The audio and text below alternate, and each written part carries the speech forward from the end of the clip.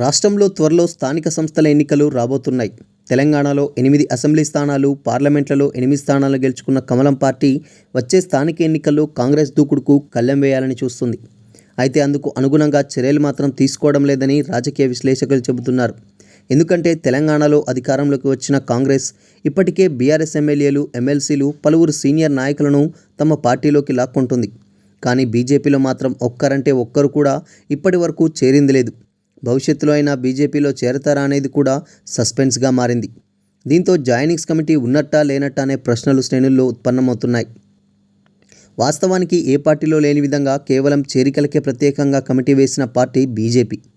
ఈ బాధ్యతలను మల్కాజ్గిరి ఎంపీ ఈటెల రాజేందర్కు అధిష్టానం అప్పగించింది. అసెంబ్లీ ఎన్నికల ముందు ఈ కమిటీని ప్రకటించారు. అయితే అప్పుడు పార్టీలో పలువురు చేరినా ఆశించిన స్థాయిలో మాత్రం ఆదరణ దక్కలేదు. ఒకానొక సమయంలో కమిటీ ఏర్పాటుపై సొంత పార్టీ నేతలే పెదవి విరిచారు. అసలు చేర్చుకునేందుకు కూడా ఒక కమిటీ ఉంటుందా అని విమర్శలు చేసిన వాళ్ళు కూడా ఉన్నారు. తాజాగా కాంగ్రెస్ ఆపరేషన్ ఆకర్ష్ పేరిట దూసుకుపోతుంటే బీజేపీలో మాత్రం ఎలాంటి జాయినింగ్స్ లేవు.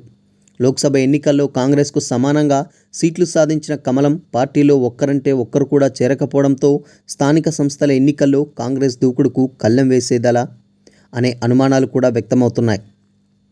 స్థానిక సంస్థల ఎన్నికల్లో హస్తం పార్టీ దూకుడుకు కళ్ళెం వేయాలంటే కింది స్థాయిలో కేడర్ను పెంచుకోవాల్సి ఉంది. కానీ అందుకు అనుగుణంగా కమలం పార్టీలో ఎలాంటి చర్యలు తీసుకోవడం లేదు. గ్రౌండ్ స్థాయిలో పార్టీని బలోపేతం చేయాలని కమలం పార్టీ ఎప్పటినుంచో ప్రయత్నాలు చేస్తుంది. అందుకోసం బూత్ స్థాయి కమిటీలు ఏర్పాటు చేయాలని హైకమాండ్ ఆదేశించింది. కానీ ఎన్ని కమిటీలు పూర్తయ్యాయనేది కూడా ప్రశ్నార్థకంగా మారింది. కాగా ఇటీవల కేంద్ర హోంశాఖ సహాయక మంత్రి బండి సంజయ్ తమకు టచ్లో 26 మంది ఎమ్మెల్యేలున్నారని బాంబు పేల్చారు. అయితే వారిని రాజీనామా చేయాలని కోరడంతో వారంతా తమ పార్టీలో చేరేందుకు ఆసక్తి చూపడం లేదన్నారు. అయితే వారంతా బీజేపీలో చేరతారా లేదా అన్నది సస్పెన్స్గా మారింది. స్థానిక సంస్థల్లో సత్తా చాటాలంటే గ్రౌండ్ లెవెల్లో నేతల చేరిక తప్పనిసరి. బడా స్థాయి నేతలు చేరకపోయినా కార్యకర్తలు, శ్రేణులను చేర్చుకున్న స్థానిక సంస్థలకు పనికొస్తుందని పలువురు నాయకులు భావిస్తున్నారు. కానీ అందుకు అనుగుణంగా పార్టీ చర్యలు చేపట్టడం లేదని, చేరికల కమిటీ కూడా దృష్టి కేంద్రీకరించలేదనే విమర్శలు వస్తున్నాయి.